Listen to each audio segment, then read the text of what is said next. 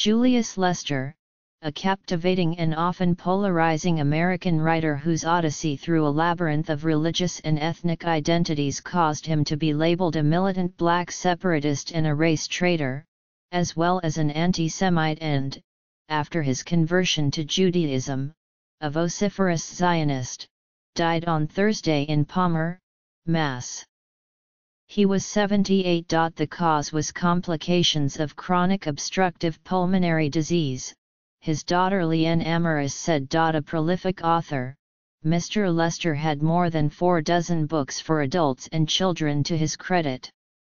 He was also variously a literary and cultural critic, folklorist, photographer, civil rights worker and professional musician. As an essayist, he was a contributor to the New York Times Book Review, The Village Voice, Dissent, and other publications.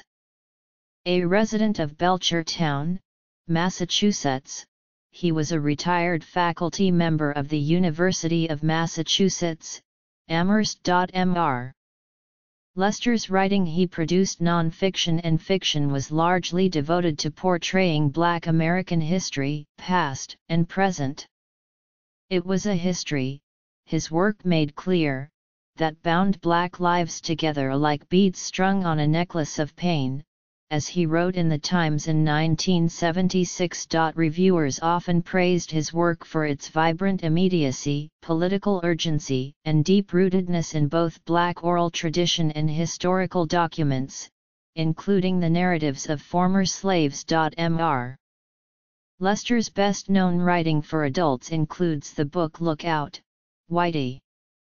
Black Power's Gone Get Your Mama, 1968, and 2 volumes of memoir, All Is Well, 1976, and Love Song, Becoming a Jew, 1988, about his conversion in 1982. His children's books include To Be a Slave, 1968, a non-fiction chronicle that was a Newbery Honor book, as the finalists for the Newbery Medal, considered the Pulitzer Prize of Children's Literature, are known. Mr. Lester also collaborated on a series of children's picture books with the distinguished African-American illustrator Jerry Pinkney. Among the most highly praised is Sam and the Tigers, 1996, a retelling of the Victorian children's book The Story of Little Black Sambo, purged of its myriad racist elements. From the time he entered public life in the 1960s, Mr. Lester was periodically a lightning rod for controversies centering on race and religion. In the late 60s, during a period of acute tension between blacks and Jews in New York City, he caused a furor after he countenanced the reading of an anti-Semitic poem on a show he hosted on the radio station WBAI. In the late 70s, an essay he wrote for The Voice, which condemned some African American leaders as anti-Semitic, caused him to be labeled anti-black. In the late 80s, after Mr. Lester criticized the novelist James Baldwin for what he felt were anti-Semitic remarks, he was removed from the Afro-American Studies department at the University of Massachusetts. The move engendered a national debate on censorship, political correctness, and academic freedom. Ultimately, Mr. Lester's personal, political, and religious transformations lent a Cubist quality to his vision, allowing him to perceive myriad facets of American oppression simultaneously. In an interview with the Los Angeles Times in 1992, he spoke of knowing both the pain of a Jew when confronted with black anti-Semitism and the pain of a black when confronted with Jewish racism. Over the years, as Mr. Lester's writings reflect, he also experienced serial immersions in Black nationalism, Maoism, Roman Catholicism, mysticism, and atheism. His odyssey had taken him a long way from his early life in the Jim Crow South, an upbringing in which, Mr. Lester wrote long afterward, childhood was a luxury.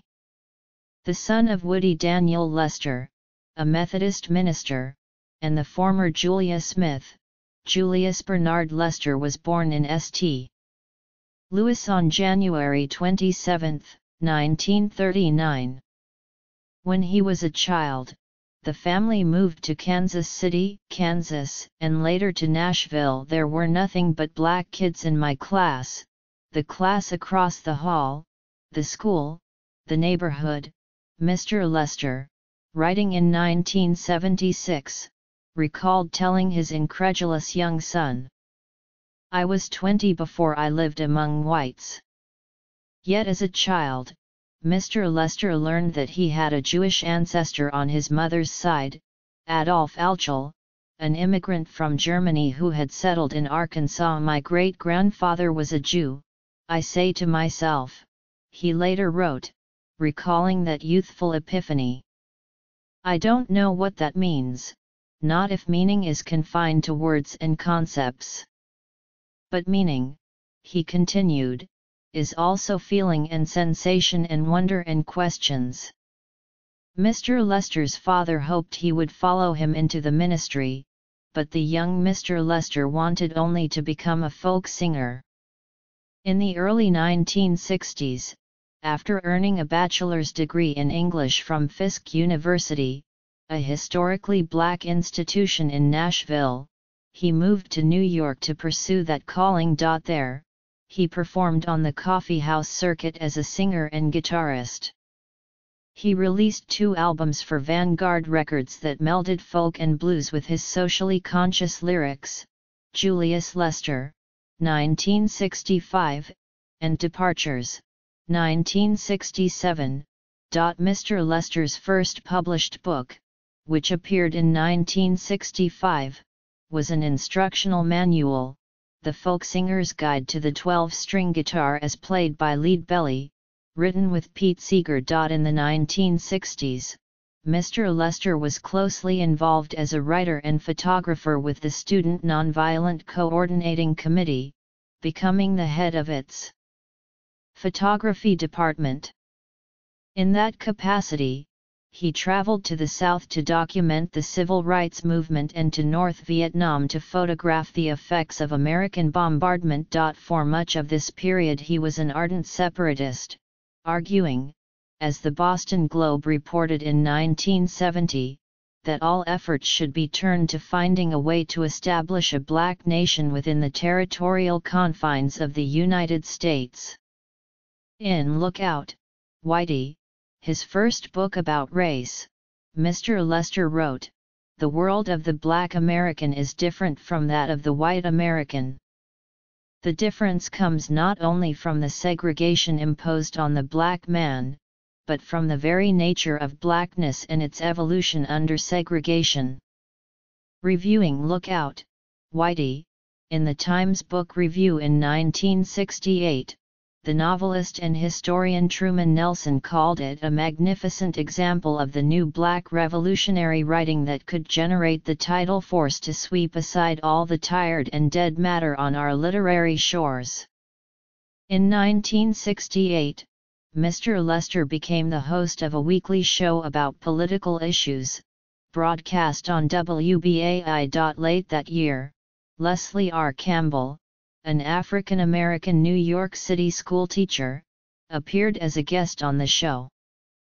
The broadcast came on the heels of the racially charged controversy over local control of public schools in the Ocean Hill-Brownsville section of Brooklyn, a predominantly black neighborhood whose schools were staffed by a predominantly white cadre of teachers. Amid the crisis, the United Federation of Teachers, many of whose members were Jewish, went on strike throughout the city, affecting hundreds of thousands of students and resulting in dozens of lost school days. On Mr. Lester's show, on December 26, 1968, Mr. Campbell read a poem written by one of his black teenage students.